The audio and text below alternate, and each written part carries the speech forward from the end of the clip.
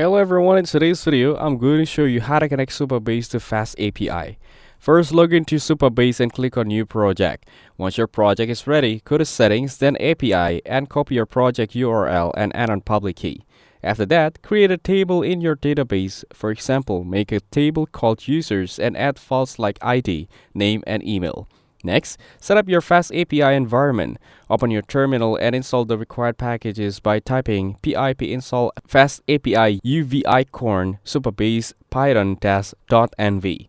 Now create your Fastapi app. Make a file named main.py and follow the code you can see on your screen to connect Fastapi with your Supabase project.